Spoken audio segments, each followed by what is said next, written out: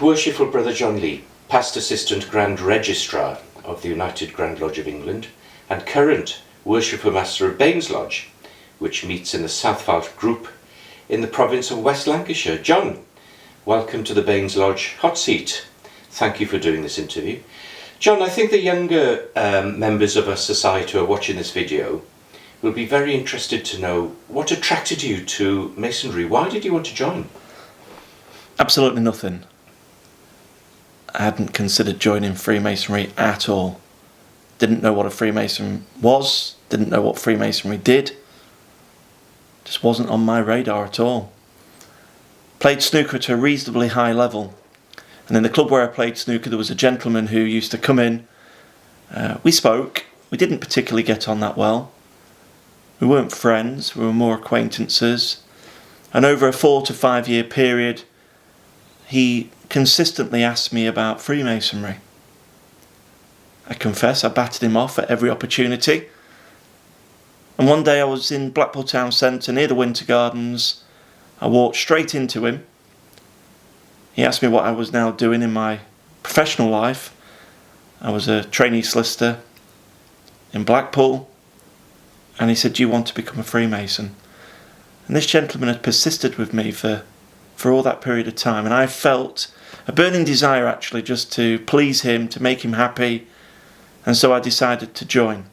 The next day we had lunch at a local pub. He brought another gentleman with him. Didn't know that gentleman. He turned out to be my seconder. In Masonry you need a proposer and a seconder.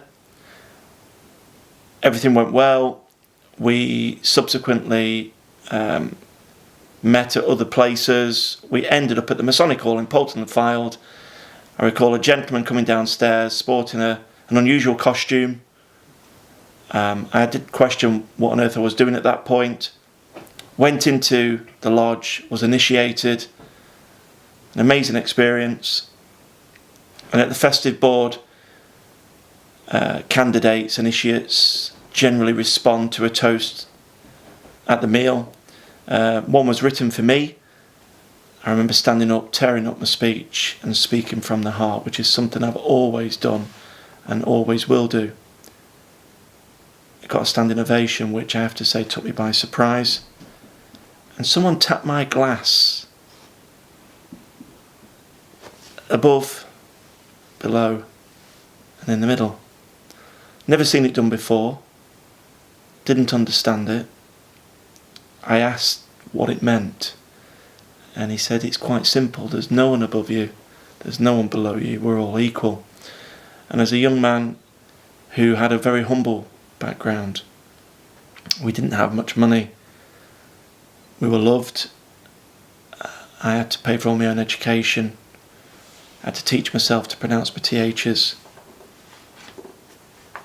I had a bit of an issue with class because my mum and dad felt people were better than we were.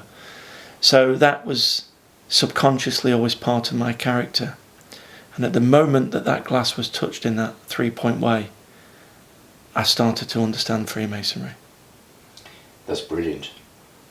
By many standards, having joined Masonry at the age of 23 and achieving grand rank in 20 years is an astonishing career in Masonry.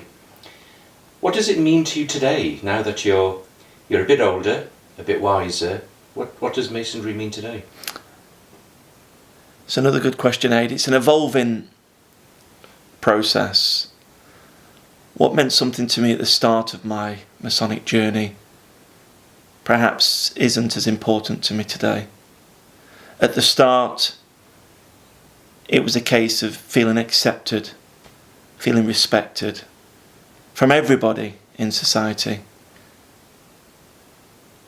Then there was a self-attainment aspect, going through various offices in your lodge, reaching that pinnacle of your Masonic journey, becoming the worshipful master. And then you realise that it's not just about you, it's about other people.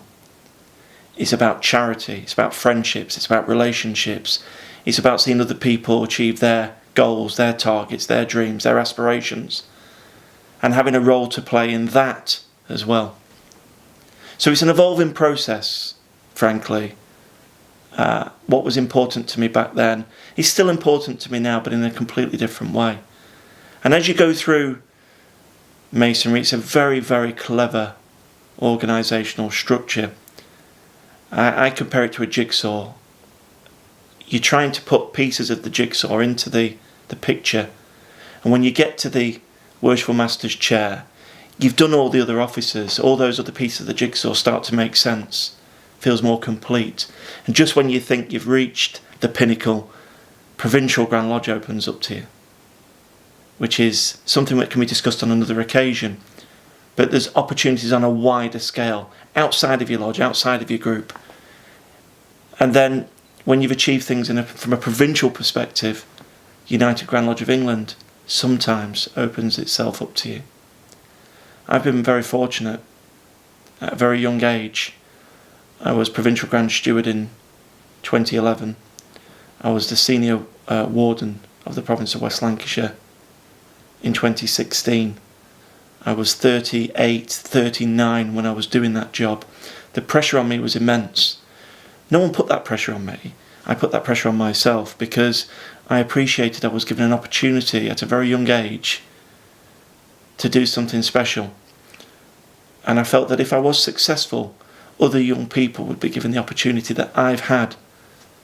So I didn't want to blow it. And that comes with responsibility.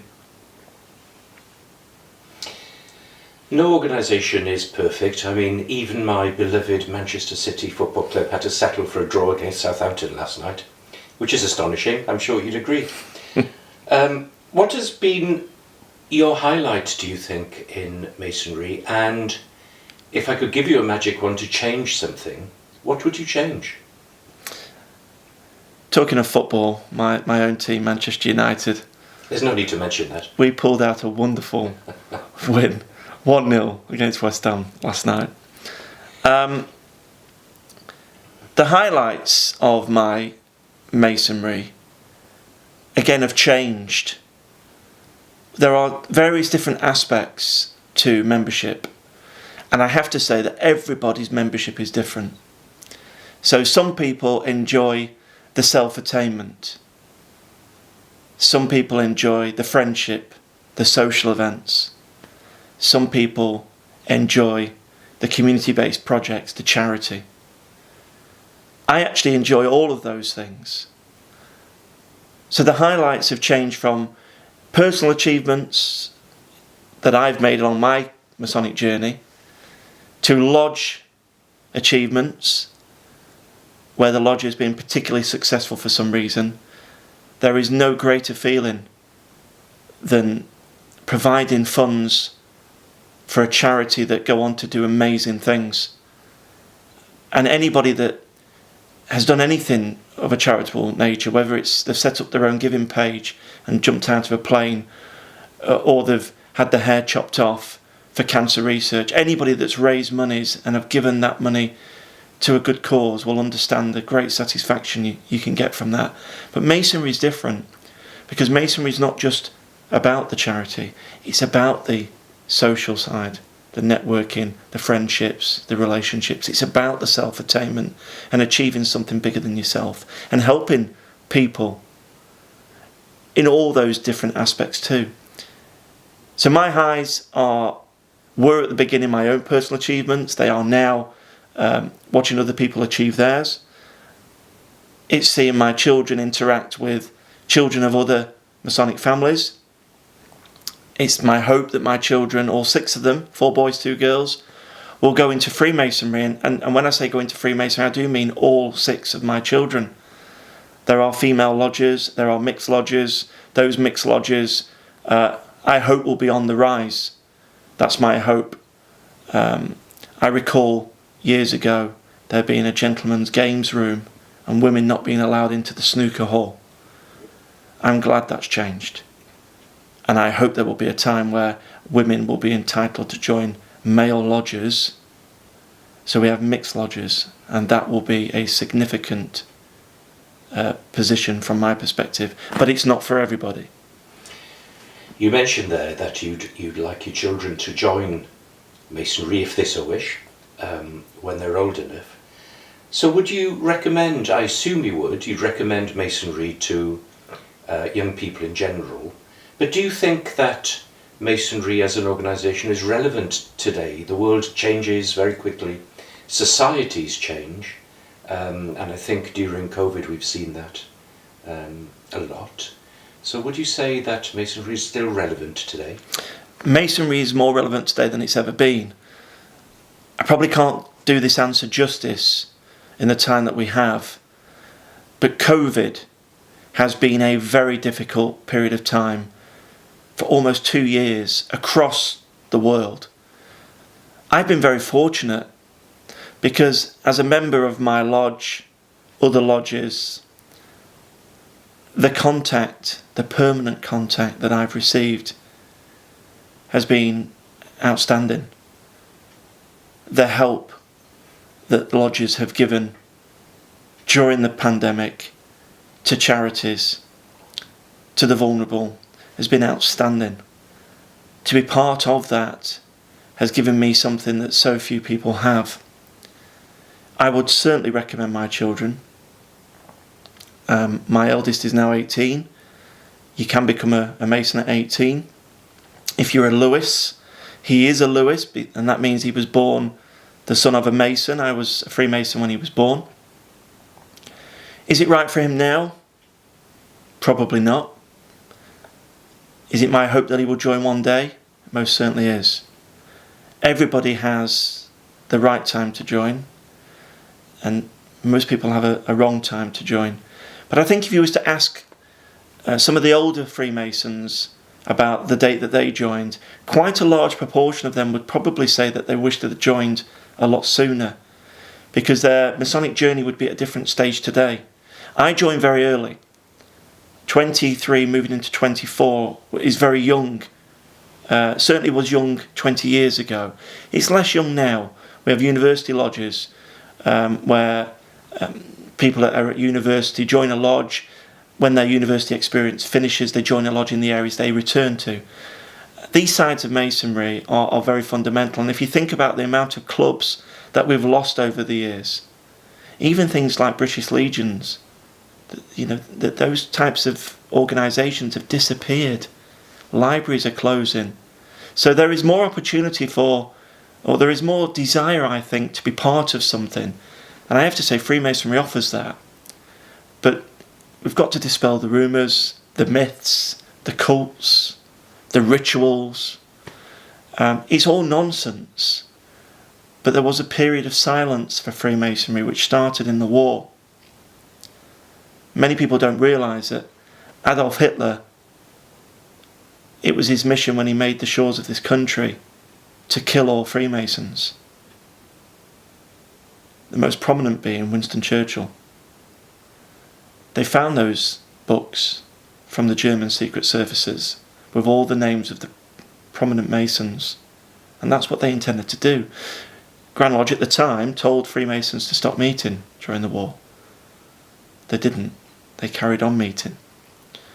But they never came back out after the war the way they were before the war. Before the war, nobility used to walk the streets to lay that foundation stone of a new building. That all changed. And there was a long period of time where Freemasons didn't actively advertise or promote who they were. I'm so pleased that that's changing. When I became a Freemason, that transition had started. You could tell people you were a Freemason. You could invite people to be Masons. Now, it's as open as it's ever been. You can go on the internet and find everything you want to about Freemasonry. I'd urge people not to do that because it spoils the ceremonies. But they can. There is nothing you cannot find out about Freemasonry today. We're on the news. Grand Lodge are doing a fantastic job promoting the fraternity, and that's filtering into the provinces. We're on radio stations, we're on TV stations, we're in newspapers. And these are all positive aspects forward for Freemasonry. But going back to your original point, would I recommend it? Yes. Would I recommend it to the younger generation? Absolutely. Is it going to be right for everybody? No. But give it a chance. That's my view. It's been brilliant for me. There's no reason to think it can't be brilliant for you. Worship for Master John Lee. Thank you very much. Thank you for having me.